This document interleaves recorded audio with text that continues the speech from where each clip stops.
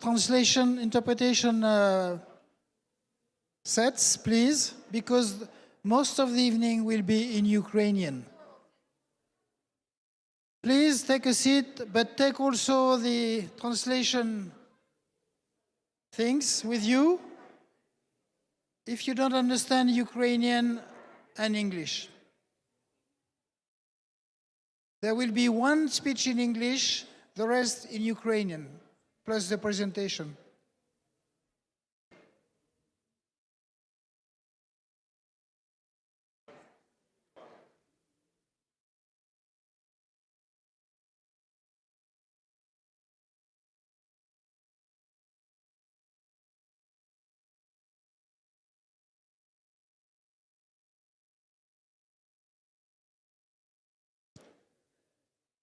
Friends, take a seat, please.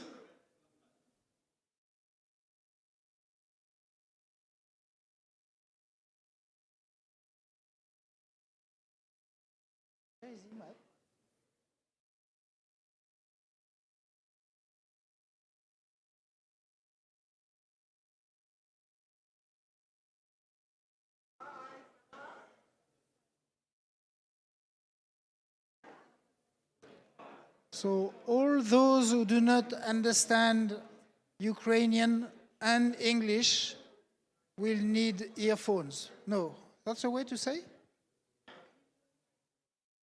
Alors, tous ceux qui ne comprennent pas l'ukrainien et l'anglais devront prendre les sets de traduction avec vous.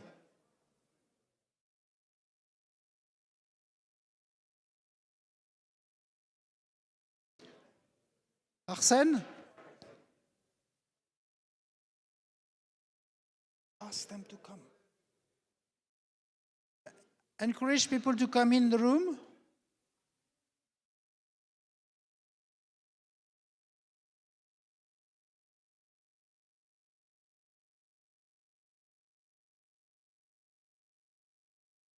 Oui, Imad.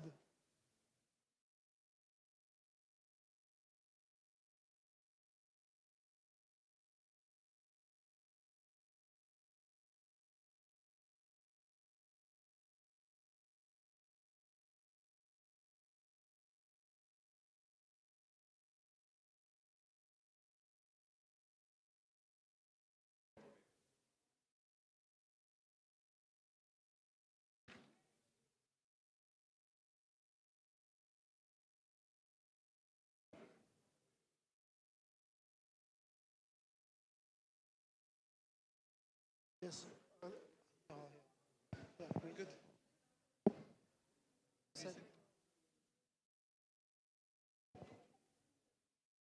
Thank you, Claude. Good evening, friends. Welcome to this special evening, I would say. We've got an exclusive Ukrainian evening with two parts and with some music in the middle. Is Sven in the house? Wonderful. So I've got the easy job, which is just to say that.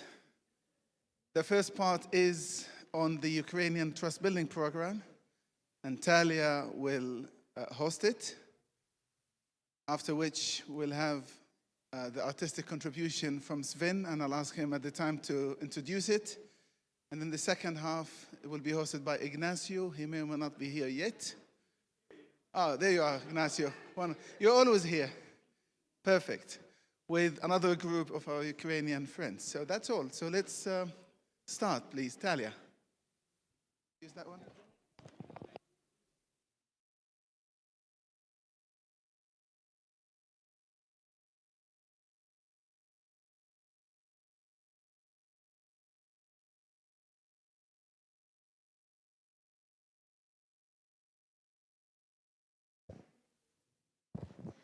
Good evening, everybody. My name is Talia Smith. I'm the Trust Building Program of Initiatives of Change International's Trust Building Program. Manager, yes. I was asked to introduce and moderate this session about 10 minutes ago or so bear with me. But it is a pleasure to be on stage about to introduce my friends and colleagues who's doing very brave and courageous work in Ukraine. So before I get them on stage, and they'll share a little bit about the Trust Building Project, just to give you a very brief overview of the International Trust Building Programme. So the programme develops and empowers both local IFC teams and the local communities to build social cohesion and trust through the transformation of individuals.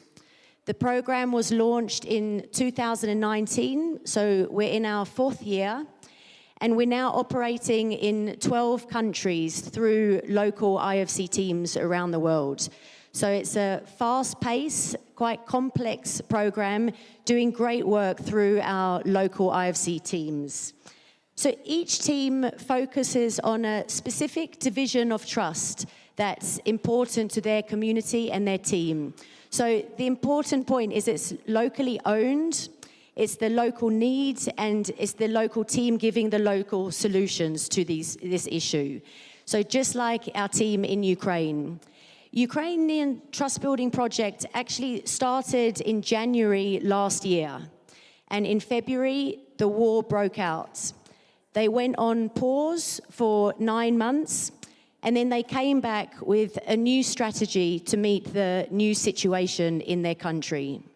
And now they're working fearlessly, courageously to build trust between local authorities and internally displaced people. It's a huge need. So it gives me pleasure, so please give a warm round of applause to Anna and Mariam from Ukraine.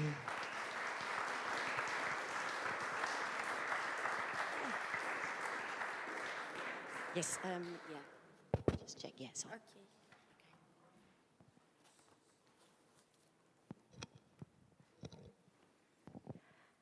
Щиро всіх вітаю. Greetings to everyone. Thank you very much for the opportunity to speak here today and represent the International Organization Foundations for Freedom. Also, I would like to thank you for the opportunity to be the voice of Ukraine on this forum. My name is Mariam and I'm a manager of Trust Building Program in Ukraine. I stand before you with a mix of emotion. I'm very proud of my work, I'm very proud of my country, but also I feel sad and disappointed. You see, my family story is not unique, but it reflects the pain and hardship that countless Ukrainians are facing right now. I'm a Georgian myself. I was born in Ukraine and I have lived there all my life to this day. My family is experiencing the war for the 2nd time already, and I will probably never forget the fear I saw in my mother's eyes and heard on her voice at 5 a.m. on February 24th, 2022. But what scared me the most was what I saw, how familiar this fear was to her. The scars of war remain deep. It is very painful to know that my family had to leave their lives and seek refuge in Ukraine because of the conflict in Georgia. And now, when I witness the same upheaval unfolding in my homeland in Ukraine, it fills me with sadness and a sense of responsibility to contribute to the reconstruction of the nation. I took on the role of the manager of Trust Building Program with an unwavering determination to change the situation. Currently, our program works in several cities that directly became new homes for many internally displaced persons. I mean the cities of Lviv, Kyiv, and Poltava.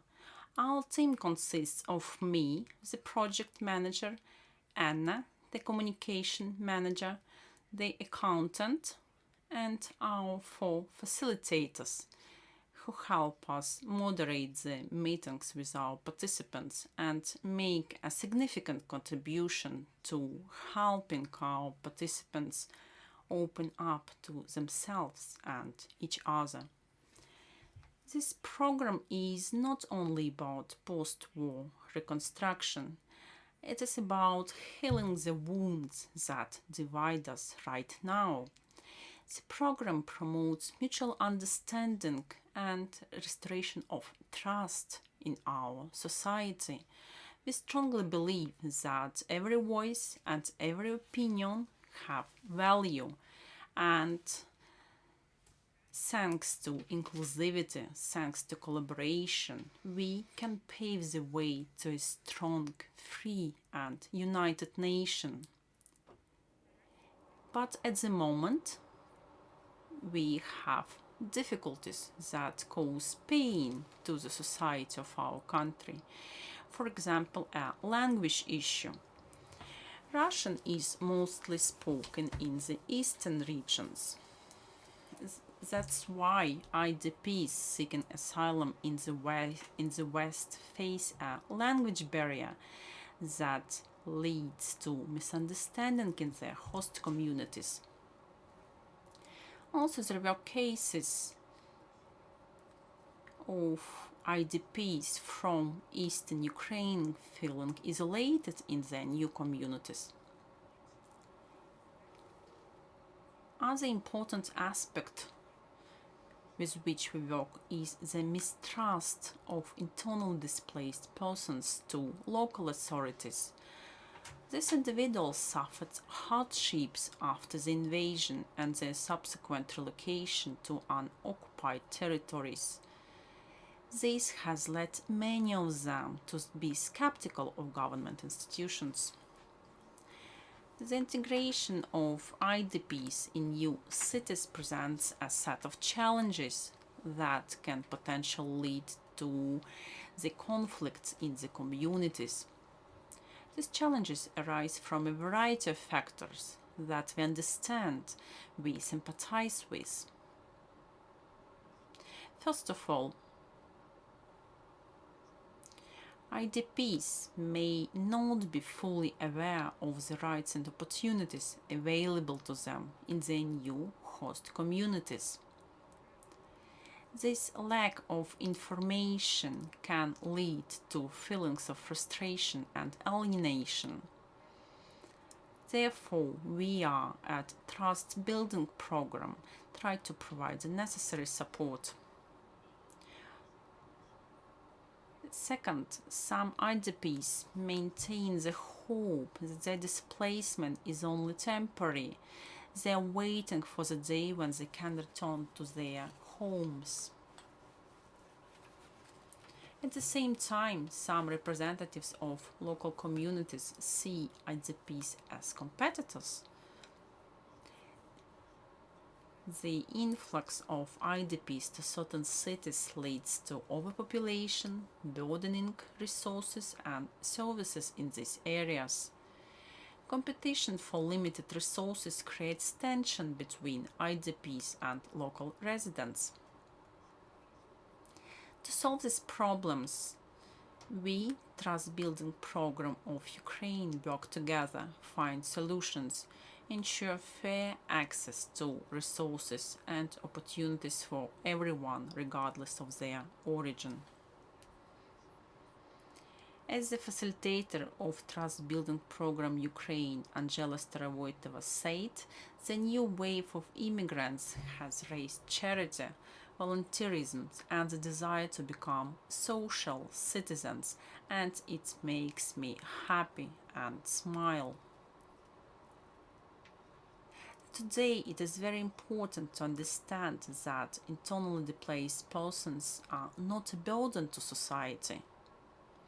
They discover new opportunities, resources, knowledge and practices through their own experience in their city, and can share this with others to strengthen connections, increase community capacity, and build a strong, united society.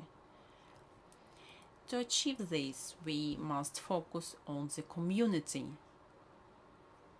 and its potential improvement, its capacity building. Only thanks to the synergy of local residents, authorities and IDPs, we can pave the way to a more integrated and harmonious society. We conducted surveys on this topic in various communities of our country and found that in some places the integration of IDPs is taking place actively. This brings us a lot of joy. Finally, before giving the floor to my colleague Anna, I want to thank you all for your attention and active listening. In fact, it is very important for us. We also would like to express our incredible gratitude and respect to IFC International for the opportunity to implement this project in our country, for your constant support of other team with organizational issues and moral support. We believe that the principles brought to the masses by IFC, Foundation for Freedom, and all the wonderful, incredibly sincere and empathetic people sitting here with us right now can be the key to solving many of today's conflicts.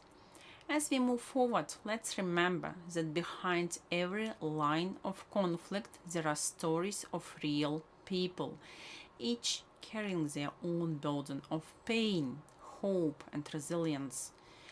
By embracing compassion and understanding, we can overcome these differences and build a society that truly embodies the principles of peace, trust and unity. Together we can make a difference. Thank you very much for your attention.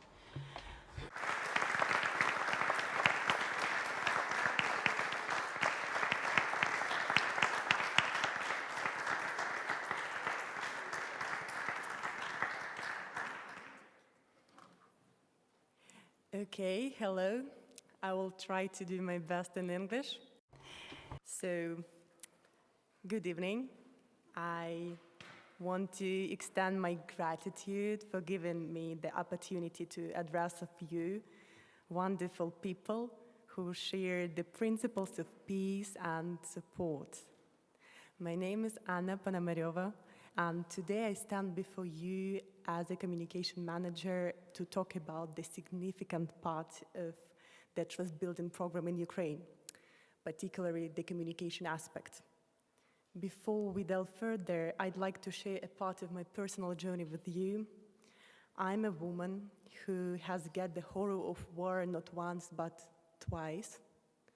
At the age of 12, in 2014, my hometown unexpectedly transformed into the capital of the co-named Lugansk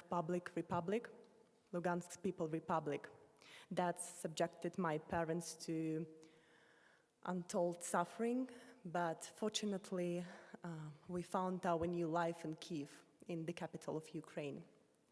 Yet, in 2022, I faced another testing moment, the invasion. I recall what uncertainty and fear means. Despite the difficulties that have not broke my spirit, on the contrary, they have made me stronger and even more determined to be an agent of change. Today I stand before you as an empowered woman, a leader who deeply cares about the narratives and the image of the internally displaced people. It is our duty to shed light on their struggles and aspirations through peaceful means. The main goal of communication in the Trust Building Program is to humanize the IDPs and show the world who the people settled in the new communities truly are. By doing so, we aim to break down the barrier of stigmatization that they often face. Through the art of storytelling and nonviolent communication, we are able to showcase the needs, values, and ideas of these remarkable individuals, the participants of our pieces of training within the existing communities. We demonstrate the richness and diversity they bring, making the integration smoother and more harmonious. By sharing their experience, we foster understanding, empathy, and compassion among all, thus bridging the gaps they have kept us apart. Let me share an inspiring example with you. So thank you, that's Svetlana, our participants in the Trust Building program in Kyiv.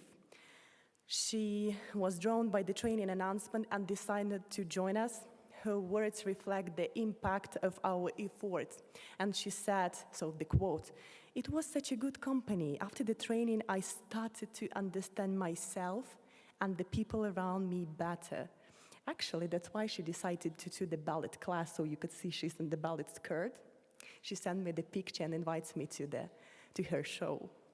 This transformation in her outlook showcased the power of communication and how it can bring about positive change in individuals and communities alike.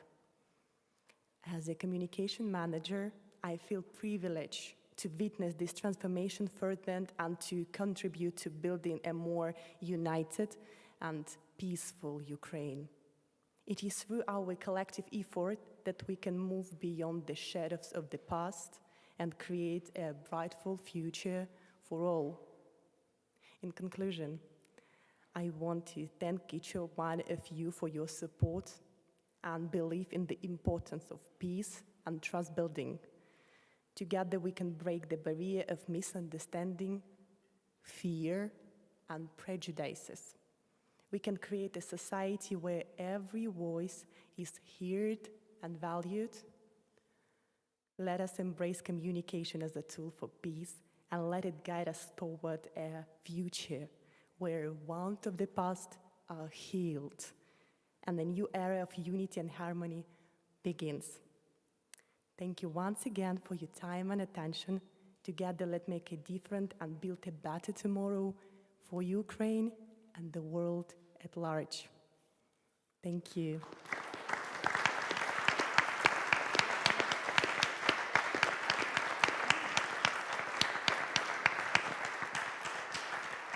No, I'm not done.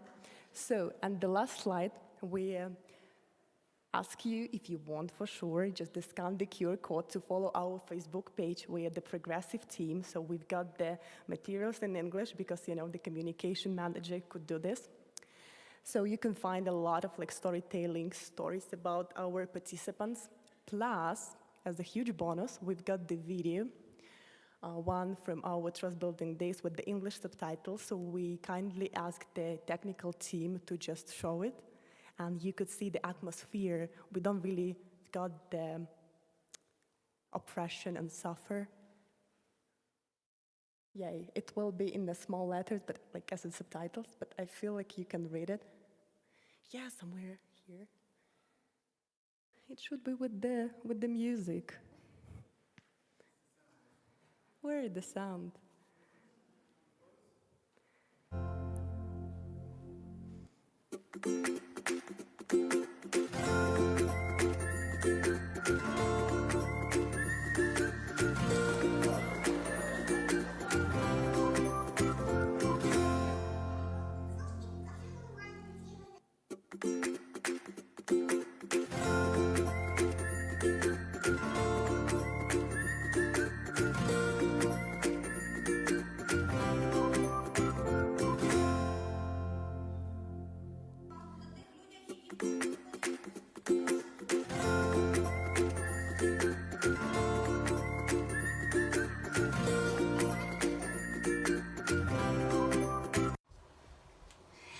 So we played a lot and even hugged.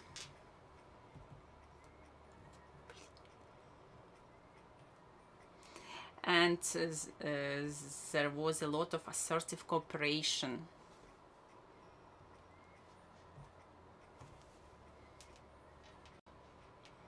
And this is Angela watching the process.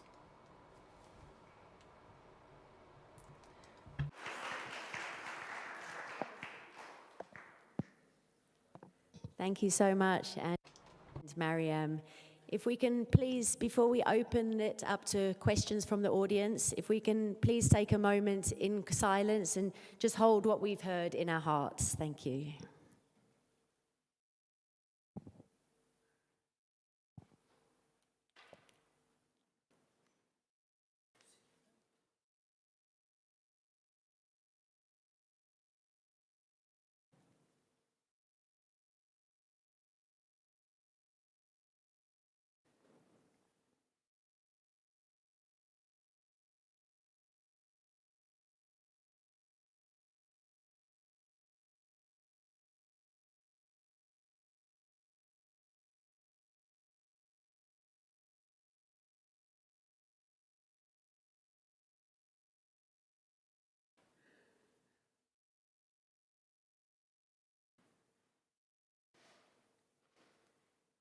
Thank you, everyone. So in our media, we're used to seeing the suffering, of course, and the destruction, but I think this paints a picture of hope in the pursuit of peace in their country. So we'll open it up. Has anyone like to ask Anya and Mariam any questions, please?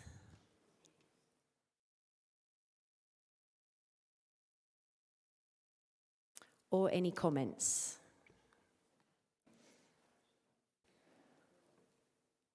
Nick, please.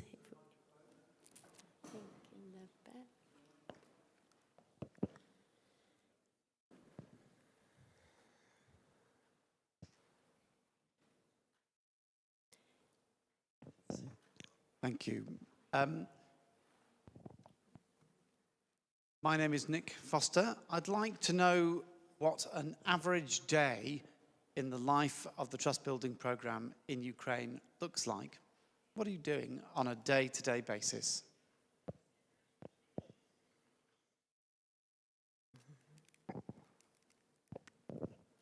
I will be responding in Ukrainian.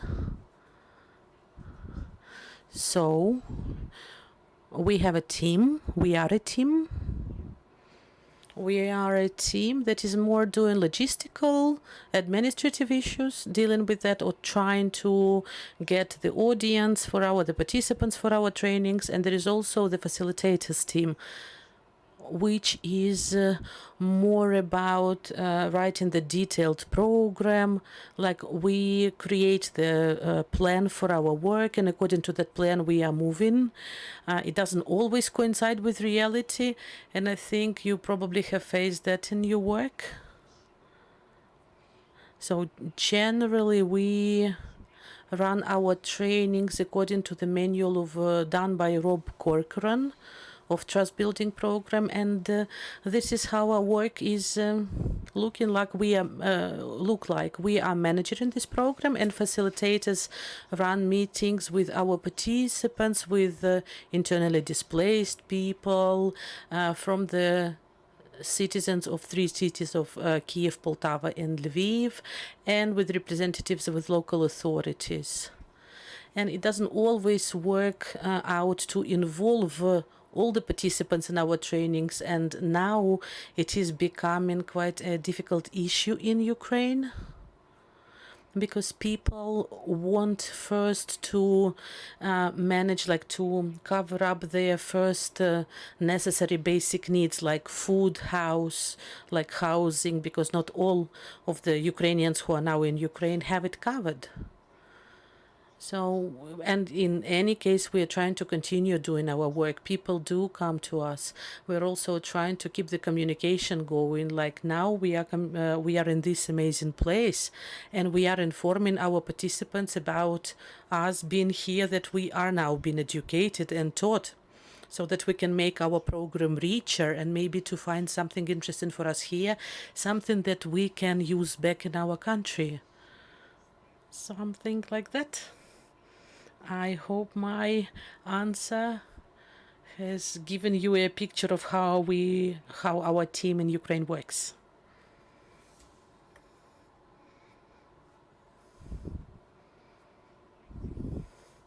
The basic trust building day looks like. Okay, so it's approximately 5 or 6 hours, right? And we've got the hour at their, I don't know, coffee, tea break. It's mostly kind of intensive program where 2 facilitators work with the local community, local government, and IDPs. Mostly it builds on the piece of theory, but a lot of practical things just to make the atmosphere kind of friendly and deep down into the basic needs, why people decide to join our trainings.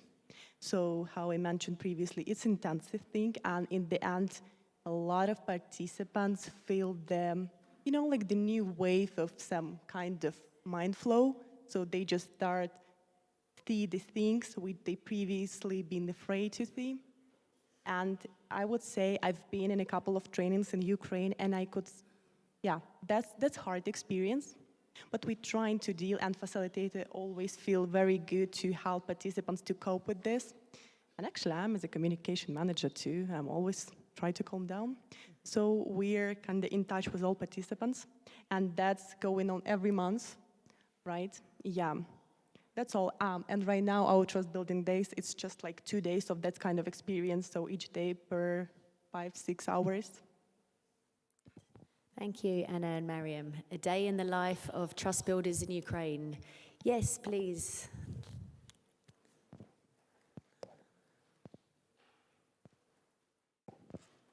Maria Wolf aus Deutschland, und ich werde auf Deutsch meine Frage stellen.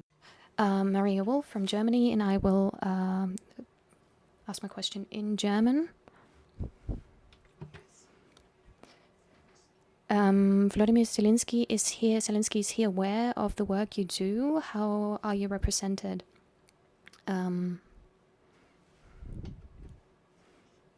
It is a question.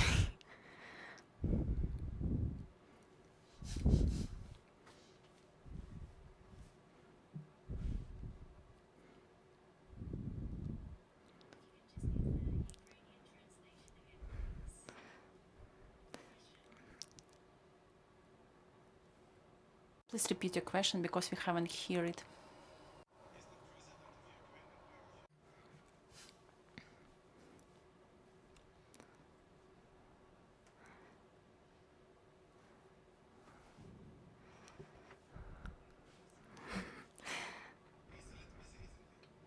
I mean, come on. Wow. He's got a How are we country to supposed rescue. to answer? I mean, you've got any ideas?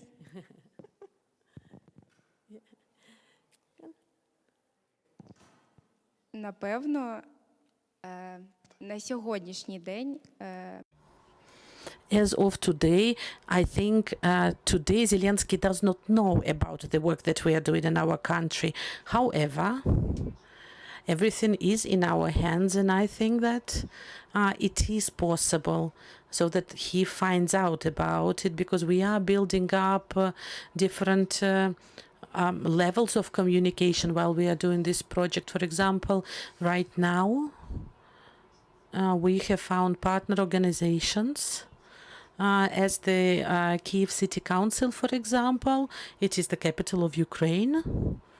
And I think that quite possible that step by step, we will be able somehow to deliver this information to about this program to the whole of Ukraine and to our president. This is our response. Doesn't know yet. Watch this space. Yes, please, sir.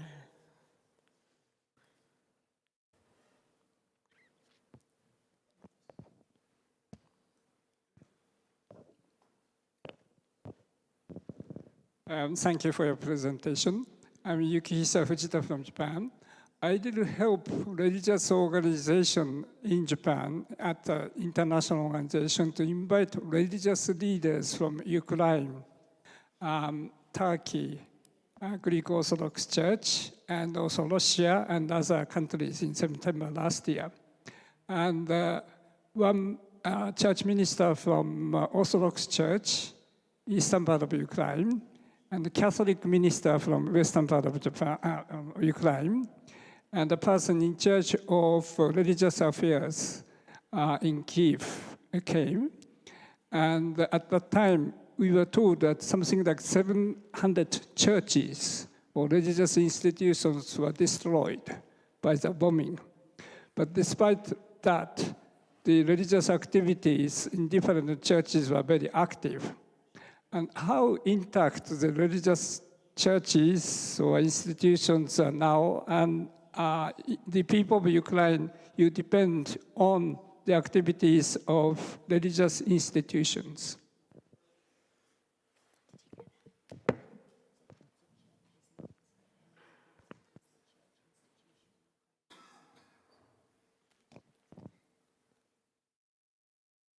Thank you for the question. Yes, the religion is kind of important thing in Ukraine, but we're not dealing with religion in our program. But I would say the Ukrainian society is homogenetic in religion. So we're Christians and we're feel so friendly for another religion, because there are a lot of refugees from the Crimea Peninsula and they're Muslims, so we've got no problems. I'm just kind of baffled what I should deliver you, because, yeah, how I mentioned, we are not working with religion because we don't got the issues with religion. Okay. No? Okay, thank you for the question. If we can take two more, I think. Yes, one in the front here and then in the back. Thank you. Tom Brake from the United Kingdom. Is your work getting harder the longer the war goes on, and are you having to adapt your program to reflect that? I think this question is so related to Mariam's work, but if she needs the help, just ask me.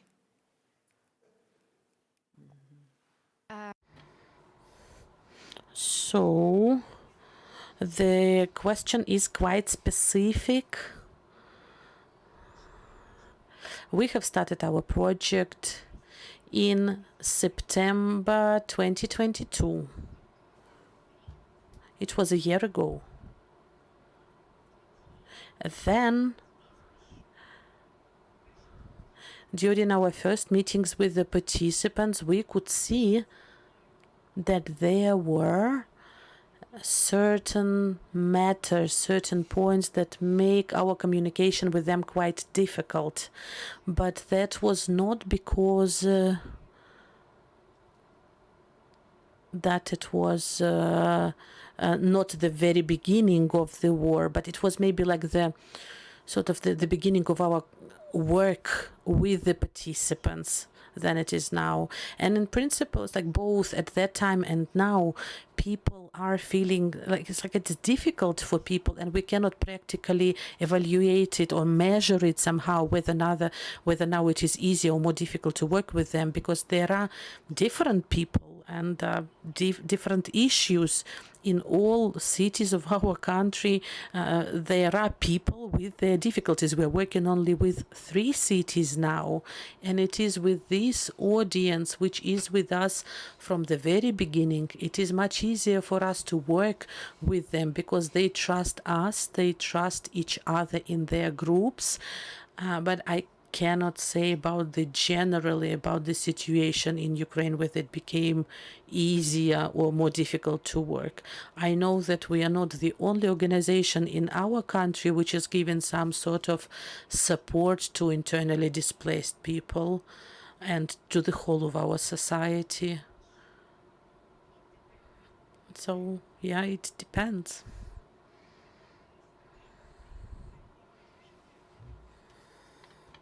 We want to start the project before the invasion, but after happened what happened, so we remanaged the whole curriculum. At the same time, facilitators constantly working on improving the curricula because they're asking about the needs of our participants.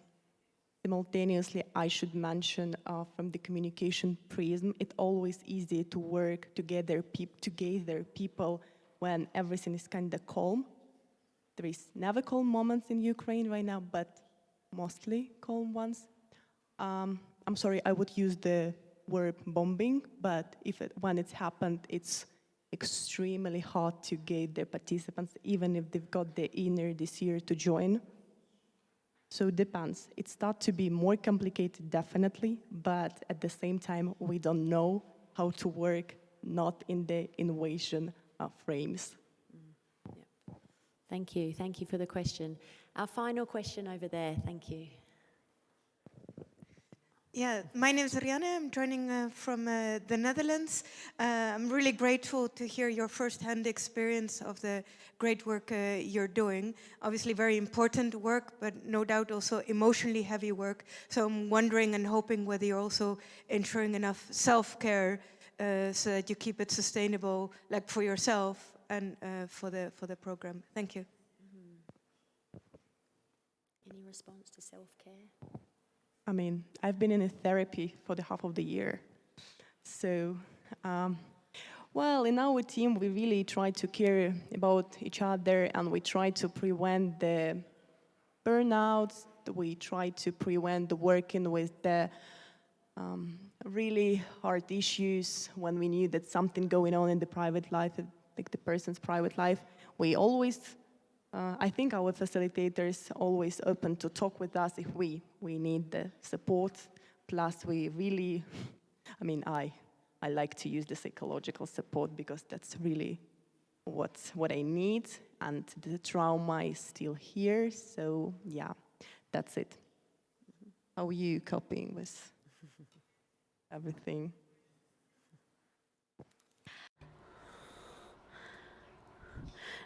Me too. I also received the support from our facilitators.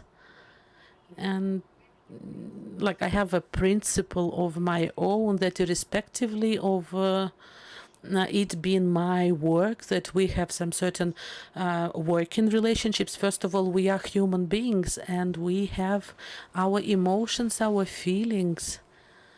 That is why I have said to Anya and generally even to our accountant, listen, if we are trying to sort out these important issues just in a formal way, then we would not even have trust towards each other. So we have to become in certain way like friends for each other to be able to make this project in the same like friendly trust building form. Because for me the most important practice to taking care of myself is to communicate with my team as well, to feel that I am not alone, that they would support me, I would support them as much as I can. Something like that. Thank you. Much, Anya and Mariam. Thank you for allowing us to live into your world and your reality. And I think we all wish you love, strength, and luck as you take this important work forward. So a big round of applause, everyone. Thank you. Thank you. Thank you very much. Over to you, Imad. Okay.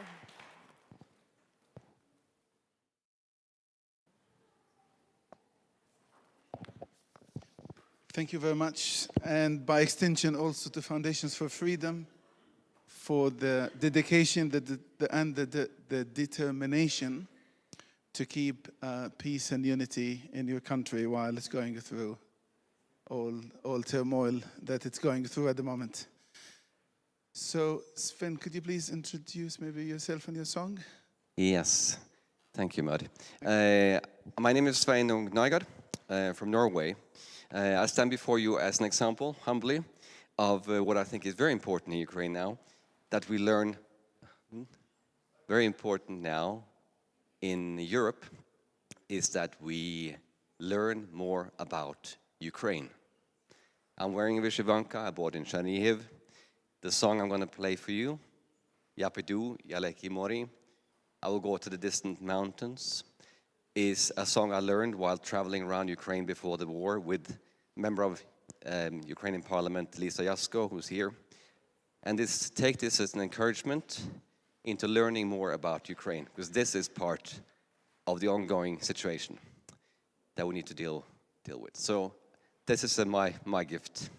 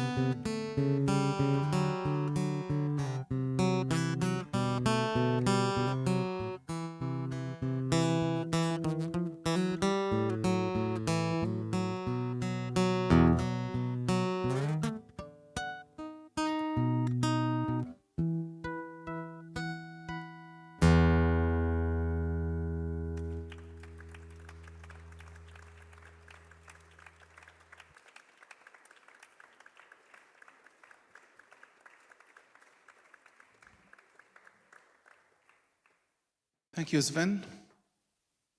And I think we'll move swiftly to the second part of the conversation, hosted by Ignacio Parker, the Executive Director of IFC Switzerland.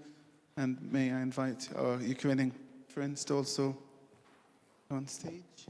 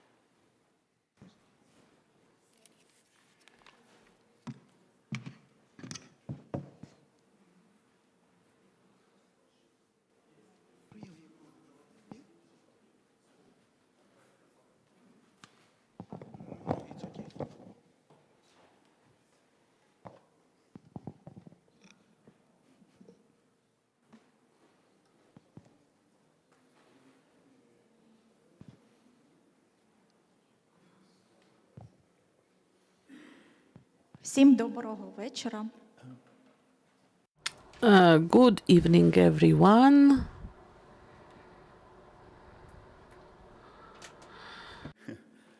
First, a word of thanks for the interpreters. I think sometimes I take it for granted, but it's just incredible how they are working also in the evening for the theater and so on. I want to thank, yeah.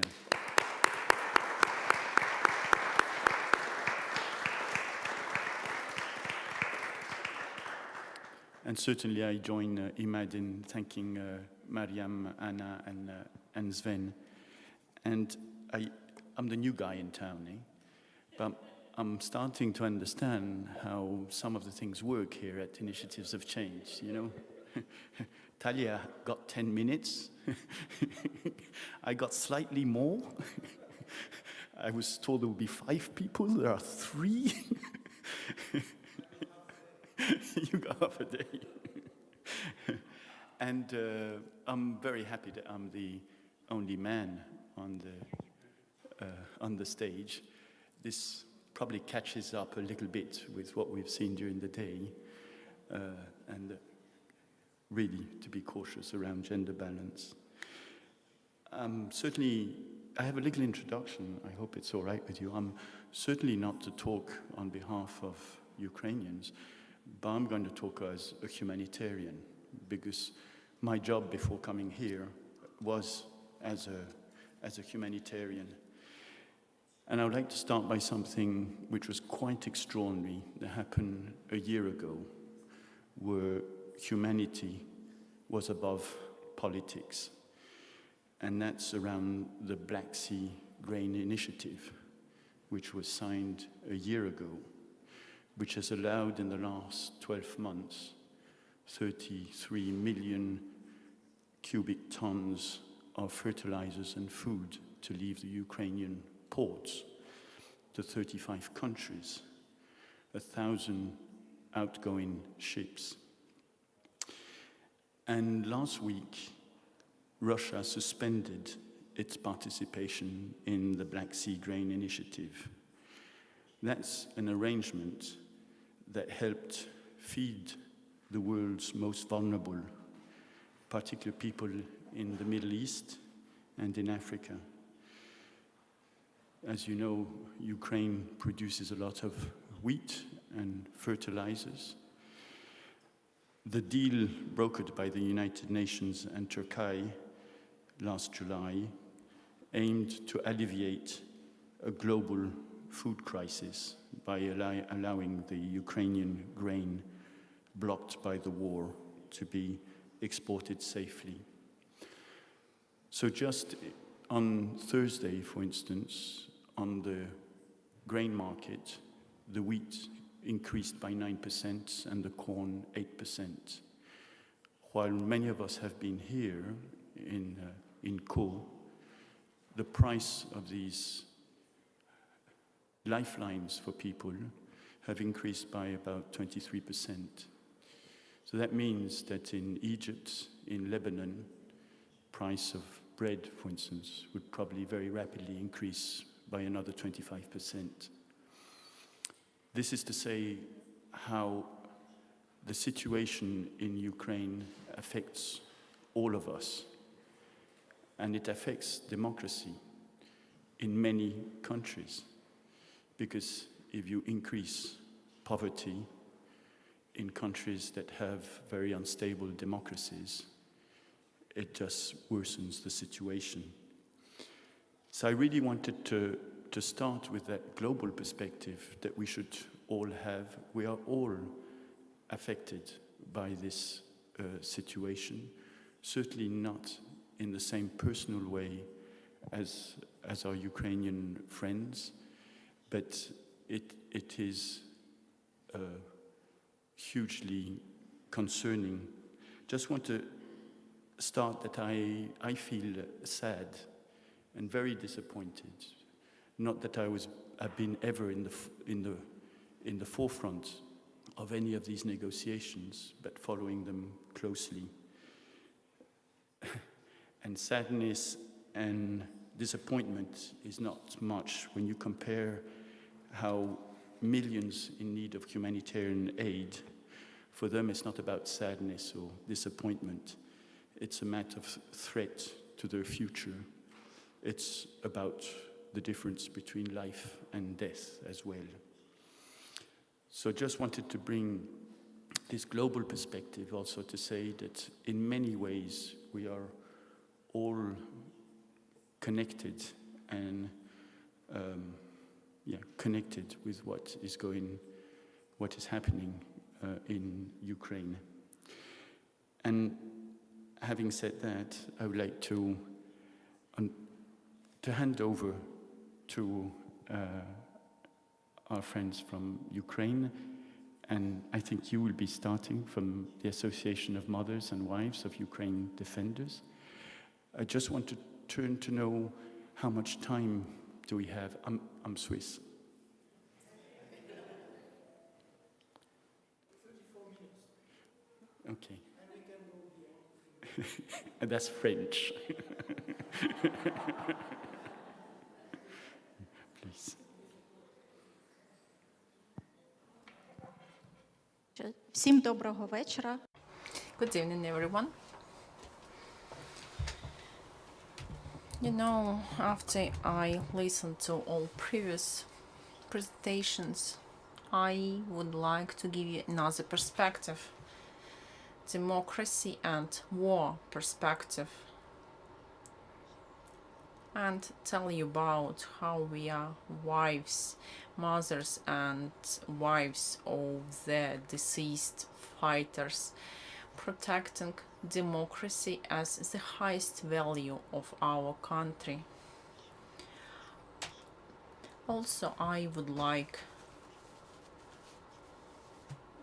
me and my colleagues, we would like to share personal stories to give the examples of the bravery, examples of democracy defense, because it's not just about democracy in Ukraine, it's about democracy in the whole world.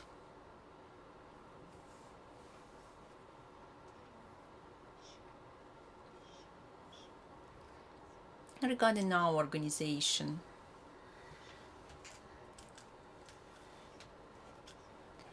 we are from All Ukrainian Association of Mothers and Wives of Ukraine's Defenders.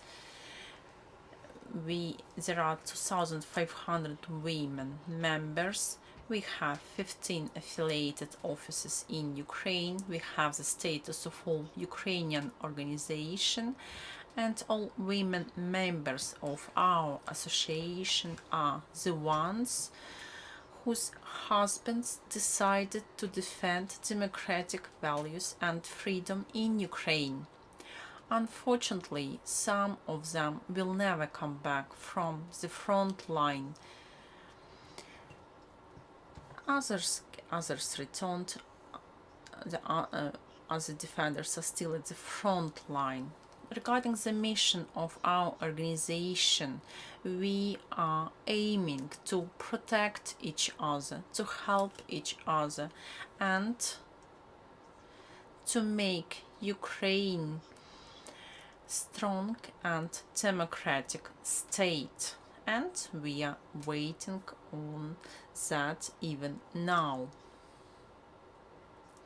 But let me give you the perspective not of our organization, but to tell you about Ukraine and how Ukrainians are living now. That's why I would like to show you a few numbers from the last research. It was made in May this year by the Razumkov Center, and here you can see the numbers before the war started. And I would like to remind you that the war didn't start last year, but in 2014.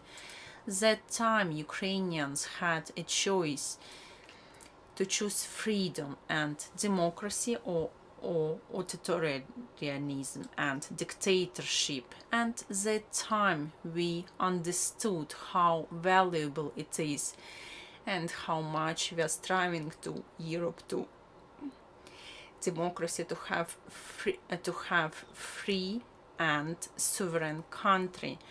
And you can see from these numbers that during last few years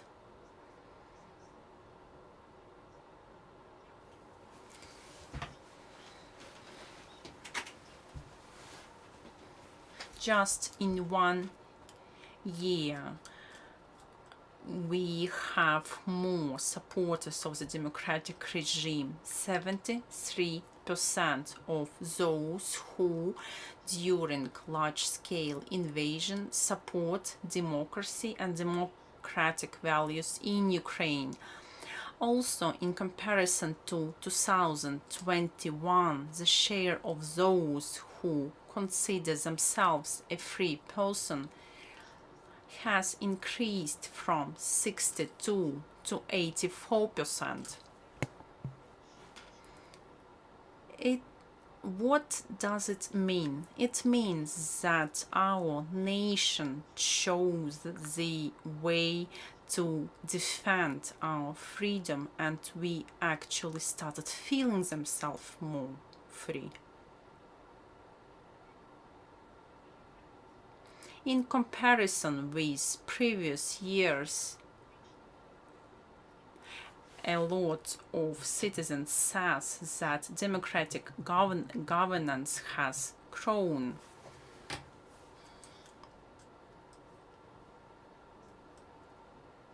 And the share of those who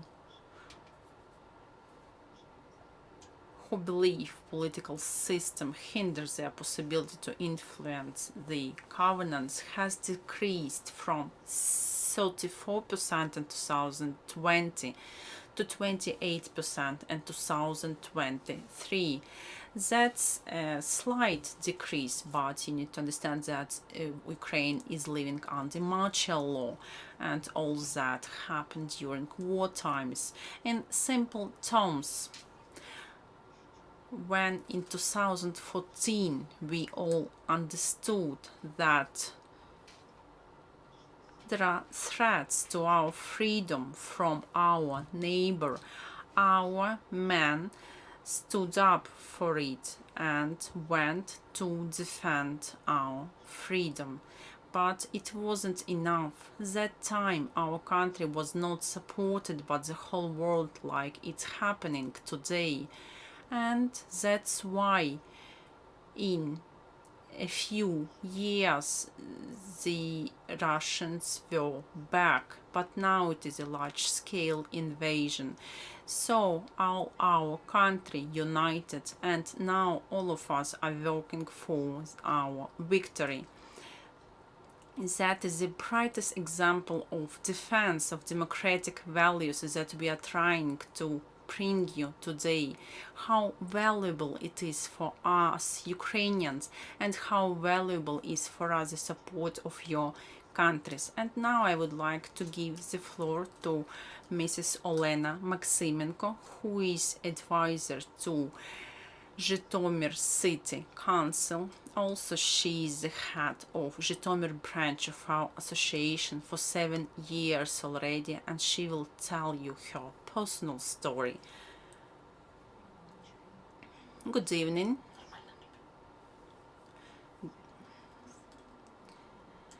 My name is Olena Maximenko. I'm advisor to the City Council and the head of the branch of the Association of Mothers and Wives of Ukraine's Defenders for 7 years already. My son was a priest. He served God. Unfortunately, in 2014, when Russian aggressor attacked our country, he went to defend his motherland. He he couldn't even shoot that time. It was taboo for the priest. He defended not just himself, he defended his homeland because he wanted himself and his kids to live in free and democratic state. Sorry, I'm nervous. You know, it's been a while ago. That's my son.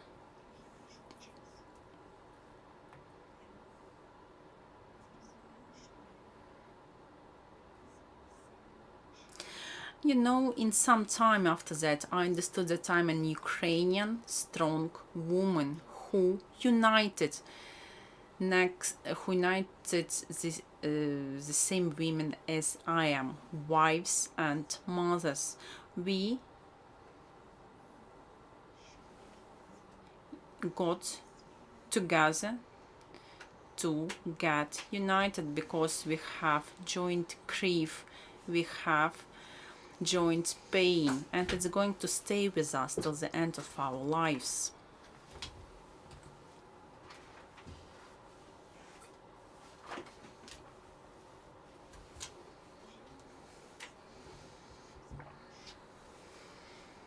We always knew what we are doing. We are doing a lot for the best future for our kids and grandchildren, to let them live in free democratic state. Our way, our struggle wasn't easy because we were fighting the authorities, we haven't been heard, we were not accepted, we were writing endless letters. Sometimes we even didn't get a response. It was in 2018. Then we got together. There were 30 of mothers from all the region, and we made them listen to us. That time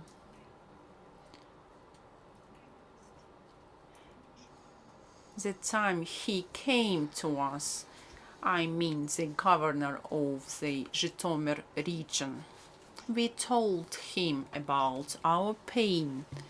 We asked him questions that we couldn't fix ourselves in the districts and villages. If there is some help or attention in the big cities, in towns and villages, elderly mothers who are 70 and older are without any attention, and we as strong women are helping them. And we have some results actually. Since 2018, the program in our region has been changed, as we were living without it before that, because there was no war in our country before. The families were not supported. But thanks to our efforts, this program emerged. Only in 2019, I became the member of Council for the Issues of Deceased in the region. It was our victory.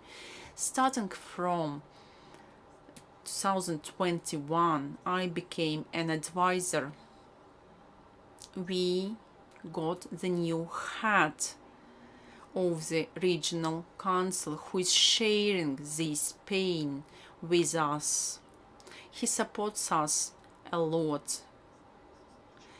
We have regular meetings with him.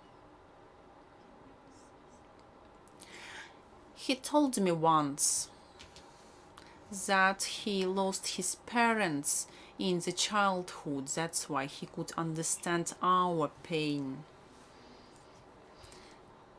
Some time ago, in a small town, we had a meeting with the new families. Unfortunately, every day new families are joining us.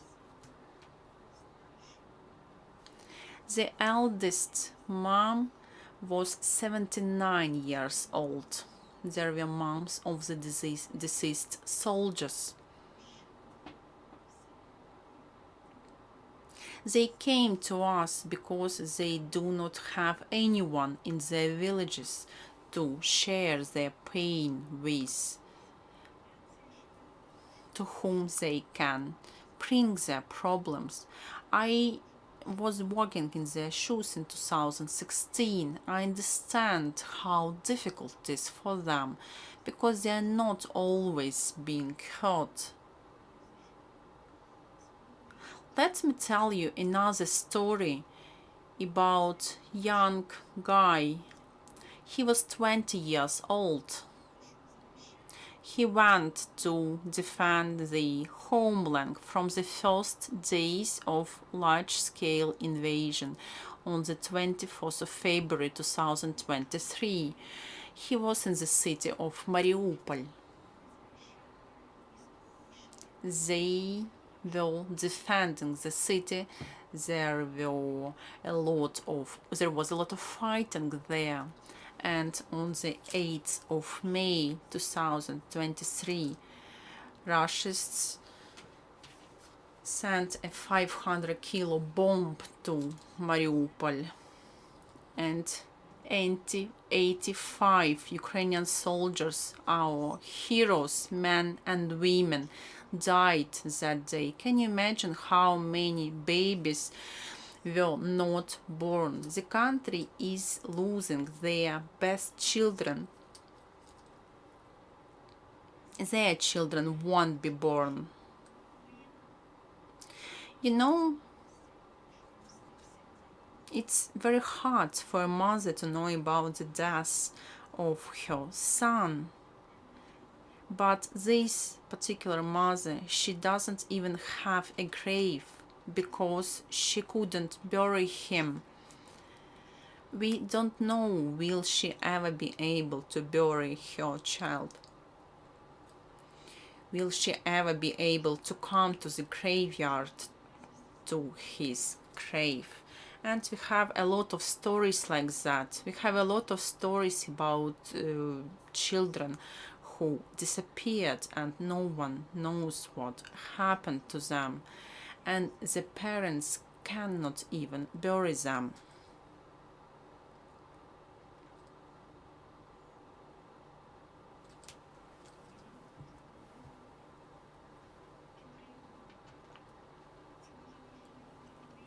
You know, the only thing I can do is support other mom, because me as a mom who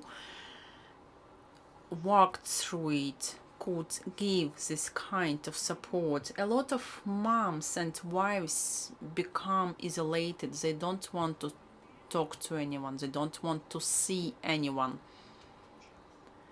during this mourning period, when mother is mourning their children. But then gradually they can come back to life. You know, there is a phrase that time can treat it all. You know, my son died 7 years ago. My wound is still as fresh as 7 years ago. I cannot imagine that it will ever better. Our daughters, our sons started defending our homeland when Russian aggressors annexed Crimea in 2014. No one could imagine that time that something like that can happen in the 21st century. But in 2014, the country didn't have the support of such a scale as now. Our country is fighting for 9 years already. Russia attacked us from few sides. When large-scale invasion started, many nations supported us. They helped us with humanitarian aid. They gave us everything they could. And we are very grateful to you that you could save some lives of our citizens, our volunteers, of the kids who were killed, of the populations that had no guilt, that went to their beds every night and didn't know were they going to wake up or not. It's not support just of our nation, that is support for everyone.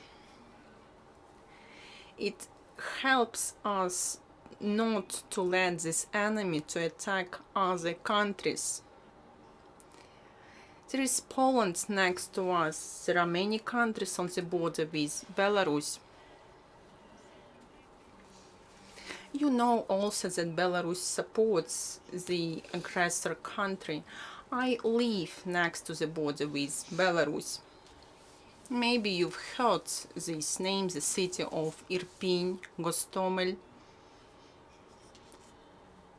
that were massacred during the first stage of the war. A lot of girls were raped, even children were raped. That is truth. I witnessed it myself because I'm from the area.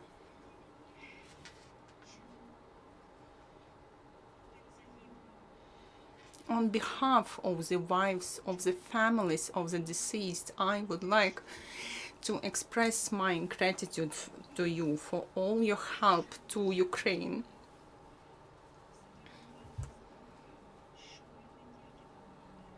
And I want you to remember that you do not just help Ukraine, you also defend all democratic world. Thank you very much from all our hearts for your support to Ukraine. And I ask you for your support in the future as well, because I do not want our children to be killed. Thank you very much for your attention.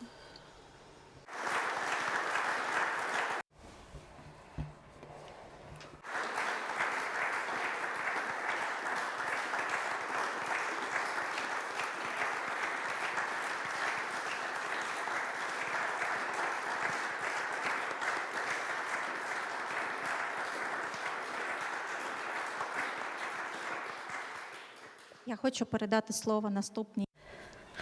I would like to give the word to our next friend. She's the head of the organization in Khmelnytsky region. And to say that what you have heard just now, it is a live story and the story of many lives. This is like daily life of Ukrainians that we are living now. But irrespectively of that, you can hear that even now she is the advisor to the head of the regional council, and she takes care of those mothers from the villages.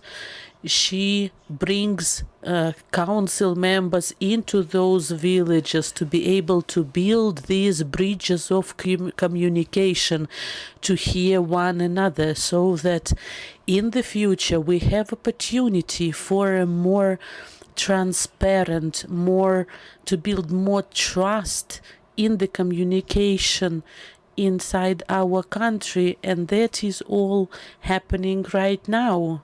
We are working with women, those who have this pain of loss of their sons, those who have lost their husbands. So firstly, we are trying to support them to come out of their traumas and crisis situations, and we are trying to involve them to the processes of civil engagement, teach them how to take part in rebuilding our country, so that the price that their relatives have paid to support and continue this way towards democracy. And I want to give the words so that you can hear the story of Miss Svetlana, who is not only the head of Khmelnytsky region, she's also the deputy of the Khmelnytsky, member of the Khmelnytsky council member. Dear friends, I am Svetlana. I am the member of the All Ukrainian Union, of the wives, mothers, of the protectors of Ukraine. I am also the head of a separate department in Khmelnytsky region. Two of my sons are now in the army protecting the country. The wife of my youngest son is also in the army. I came to this forum to tell you how difficult it is to build the democratic principles in Ukraine at the expense of the most expensive price in life, and this price is life. They give their lives. Our country is Ukraine, and it has received the beginning of its path of the democracy in 1991, when former Soviet Union has collapsed. Ukrainians had two ways ahead. One was to be together with authoritative Russia, and another one was to become on the true democratic path, to join the European Union and to become a full member of the NATO. When the highest government in Ukraine started to push the society towards the development with Russia, our nation stood up. In 2010, we had Orange Revolution, and it brought the change in the government. Well, it brought the change to the change of the government, but our new government didn't show itself in the way we expected. At the end of 2013, beginning of 2014, there was the revolution of dignity in Ukraine. Thousands and thousands of people came to Kiev. And mainly it was young people who wanted to live in a different way, who wanted to live in Europe, in democratic country. When the government of Russia did not like our democratic vector of development, they have annexed Ukrainian Crimea. After that, they started to move the citizens of the east of the country living in Donbass area to leave the independent country of Ukraine, and they brought in their army, gunned army into the east of our country. And part of our society, right from the central square, they went to the east to protect Ukraine. Хочу, щоб ви подивились. I want you to have a look at this photo. This is the guy called Miroslav Slivka. Together with his older brother, he was in the main square in Kiev protecting the democratic values. And together with his brother, they went to the east in 2014 to protect Ukraine. In 2018, this guy, maybe later if you can look into his eyes, he died. He was shot by a sniper.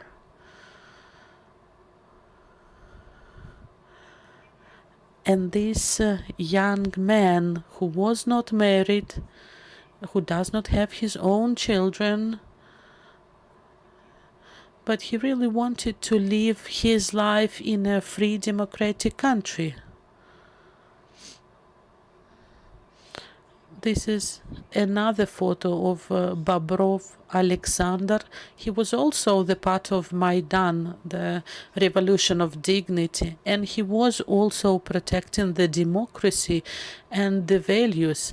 During that time, he was serving as the council member of the city council member for a few years, and he was dealing with the local budgeting.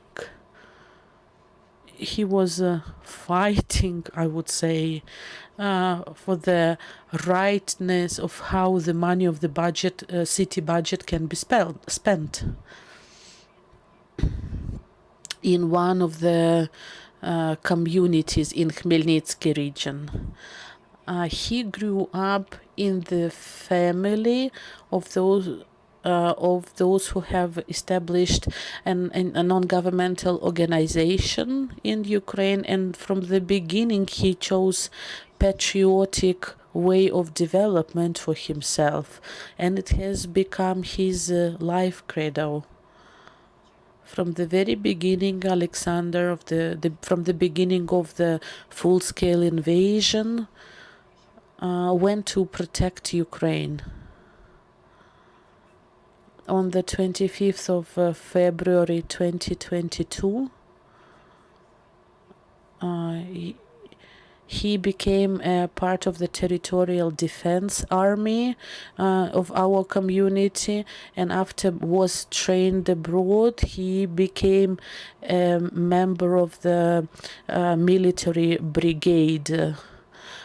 In 2023, in June, after the long battle with the Russian terrorists, he died. He had an opportunity not to go to war. He had difficulties with his health. However, that was not about him. He lived like a patriot, and he died as a hero.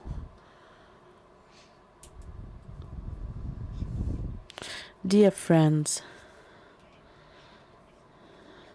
let the strength of Ukrainian victims would not be in vain, and would bring the victory to Ukraine and to the whole of democratic world. Glory to Ukraine.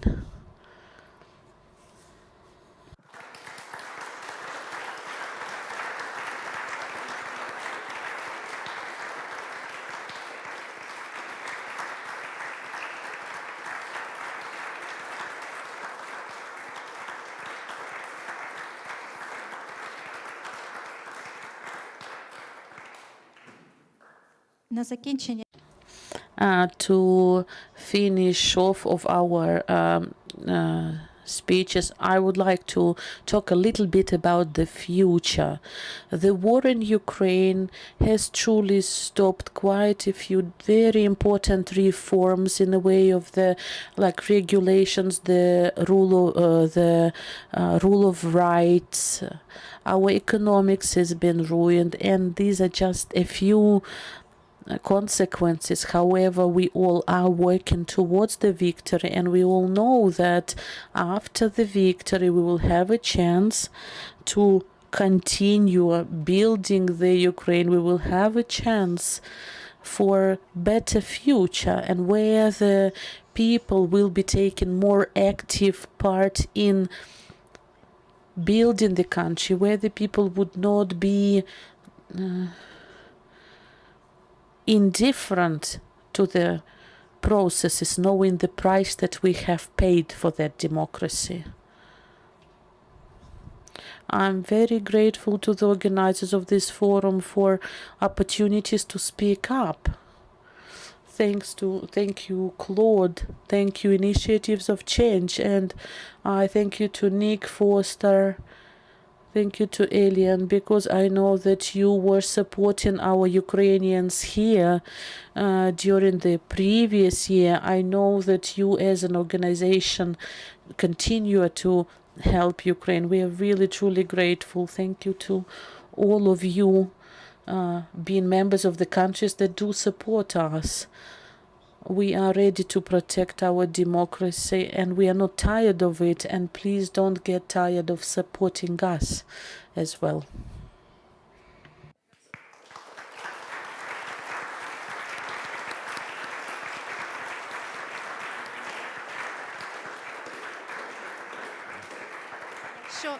Якщо ви захочете If you would like to know more, we will leave some leaflets at the reception. There are QR codes as well. It will be at the reception.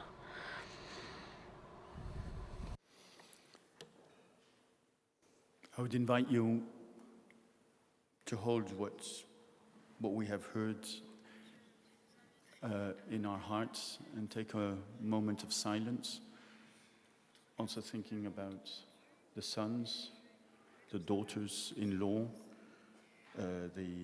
the young men that the mothers have been referring to and talking about.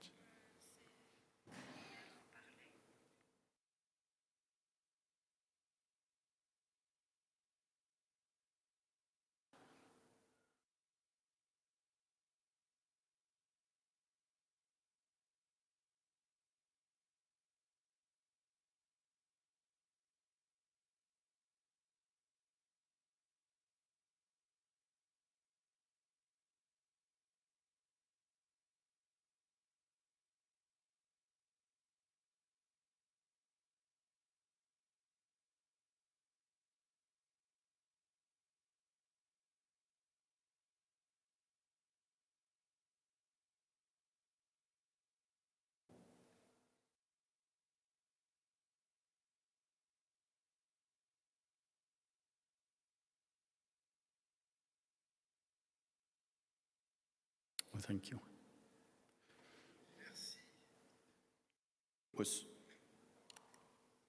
certainly neutrality as understood by a humanitarian, one of the principles of humanitarian is being challenged, and neutrality, I mean, the war on Ukraine is moving the needle of how we're looking at neutrality.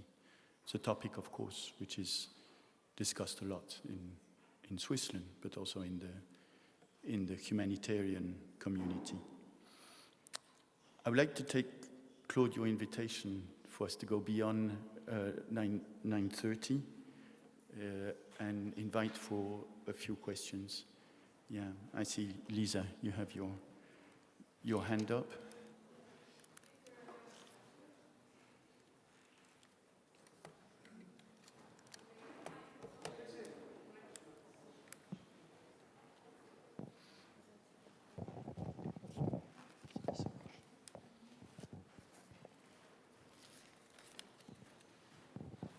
Thank you very much. So, my name is Lisa Jasko. I'm from Ukraine. I'm a member of Ukraine Parliament. Have been into CAUX a number of times in my life as a co-scholar, artist, and we just heard the voice of Ukrainian women. And I want you just to notice how much dignity, how much wisdom, how much strength these Ukrainian women have. And let's make a round of applause for that.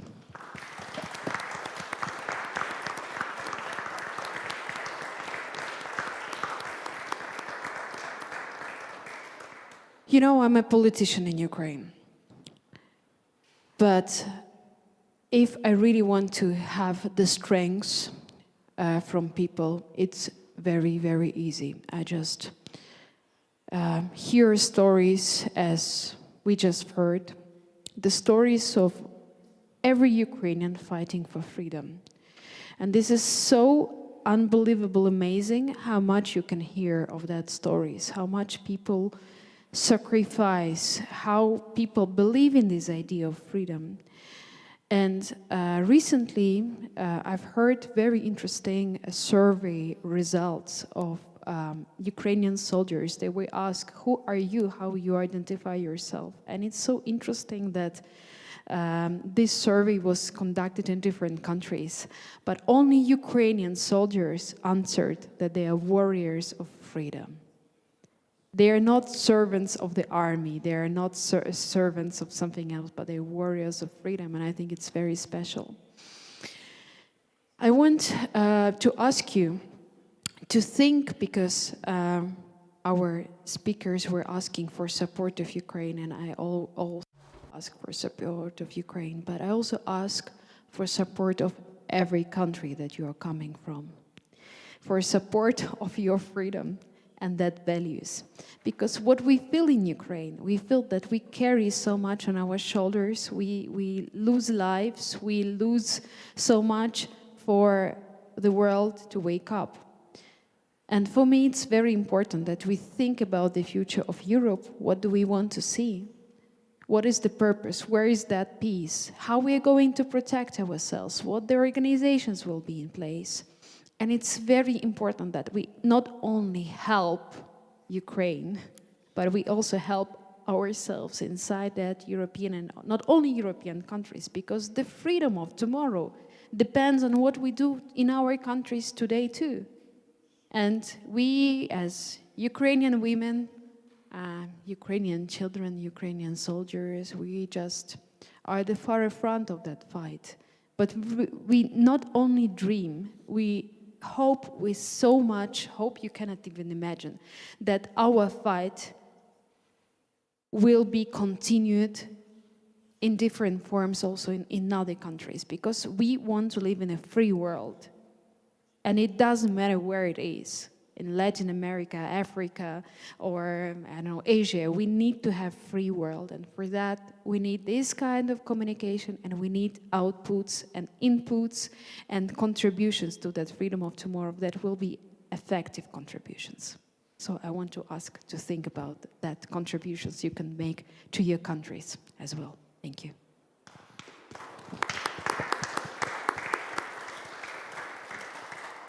Thank you, Lisa. I suggest a few more comments, and then we'll go back to Marina, to Elena, and Svetlana for some closing words. I can't see very well if there are people who have their hands up. Can't see any hands, but seeing as I have the microphone, I would just like to say thank you very much for your contribution today. My name is Veronique Sikora Gasser. I'm here with Initiatives of Change Switzerland, part of the team, and I'm very touched by what you've shared with us. I have a 26-year-old son, so I couldn't imagine what it would be like for him to be fighting on the forefront. I take with me your courage, your strength, your wisdom, and I truly believe that I'm very honored to have been here tonight and to have listened to you. Thank you. Thank you, Veronique. Just want to check if anybody else wants to speak. No? Yes, Anna? Yes.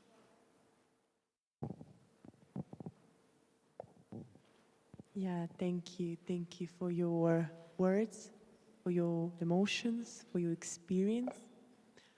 Could I ask to show me once again the data which you've got on the slide about the research?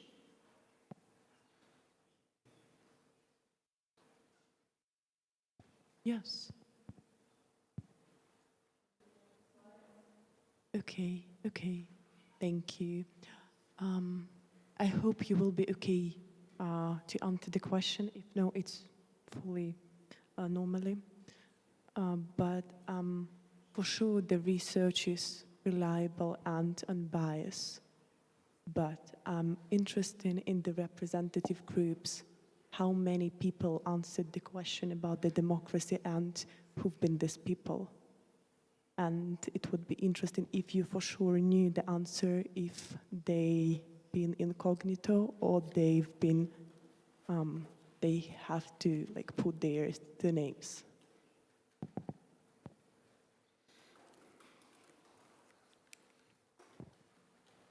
No stress. I mean, I could give just, I'm so curious about the research, so I just could we could exchange the, emails, and you can send me the info, because it could be so applicable in our project. That's why I want to clarify some moments for myself.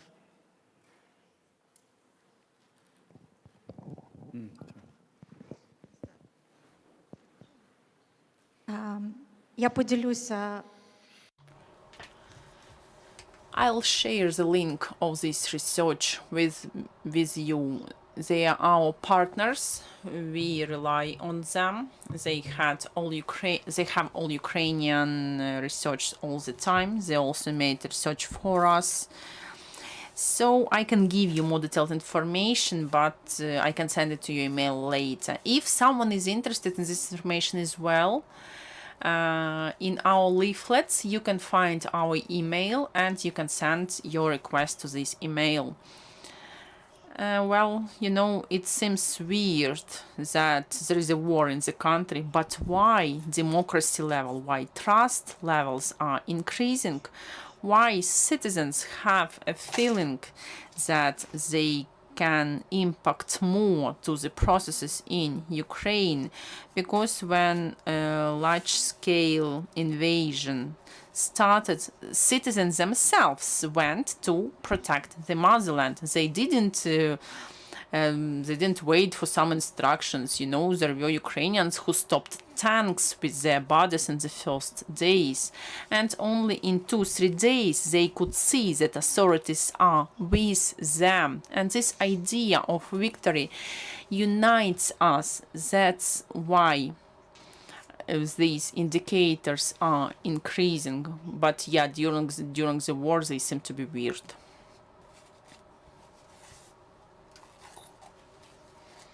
The question also to referring back to panel number 2 this afternoon, where Wolfgang German referred to the Elderman Trust Index, where the trust in most countries on institutions is decreasing. But here we have a research that shows, in the circumstances of Ukraine, that it's increasing. I don't know, I would like to invite, perhaps very shortly, and there has been a call to us, and I think the call, we're taking it deeply in our hearts, but perhaps very shortly, if one of you or each one of you, you could close. I don't think it's for me to close, so I invite you to close. And then I think Claude has a few words before everybody leaves. Yeah?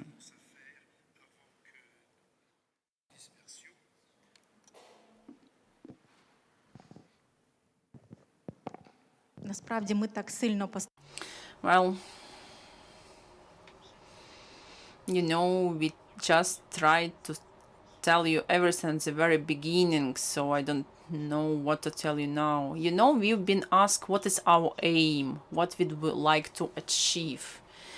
I just want to repeat that we want stop protecting ourselves and you. We will keep on paying this high price, but we would like all your countries, but we want you to return to your countries and bring this idea back there, because your support is viable in this process.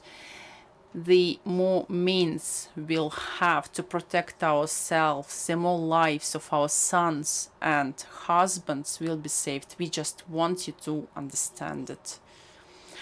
I just want to thank you all. Probably some of you is thinking why these pretty women from Ukraine are wearing this kind of clothes. I would like to tell you it's our Ukrainian national dress. It is called vyshivanka. It can be blouse, it can be dress. What is a dress? Dress is petty thing, but no, not for us, because vyshivanka was embroidered manually. And it's not, just some images. Every color, every image is telling something. There are even songs in Ukraine, and one of the songs is that red is for love and black is for pain. And every generation for a millennium was adding something to this. Vyshivanka, here you can see the pride of the nation, the defense of the nation. And if you listen to our president Volodymyr Zelensky, you might notice that he is wearing Vyshivanka also quite often. And by the way, he wears the same Vyshivanka, which means protection. I'm very grateful to you for such a warm welcome for us. And I want to tell you that Ukraine will be free, because there are moms in Ukraine, there are wives, and we are protecting our sons and our husbands. Thank you very much. I also would like to thank you that you came to listen to us, to listen to our pain. We are living with this pain. And one more time, as a mom of deceased hero, I would like to thank you. When you come back to your countries, please keep on helping us. And thank you very much for that, for everything.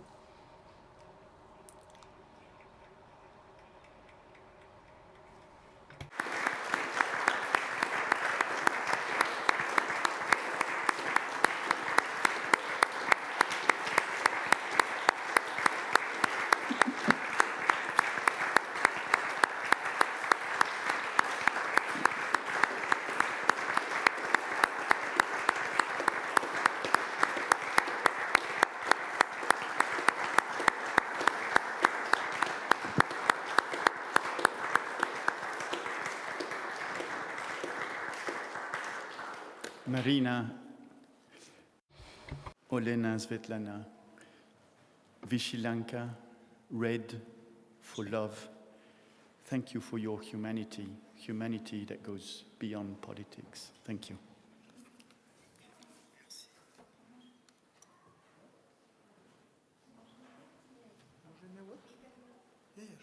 Well, you can see who. Trois petites annonces très courtes après cette magnifique soirée. Merci beaucoup. D'une part, vous voyez qu'il fait... Few quick words to finish this this evening, and please close your windows because I think a storm is coming. So tomorrow at 7:15 there will be a quiet moment in the same rooms as we were this morning. And tomorrow at 10 at the tonight at 10 there will be a prayer at the Catholic Church, and there will be a prayer especially for the people we heard about this evening. Thank you a lot.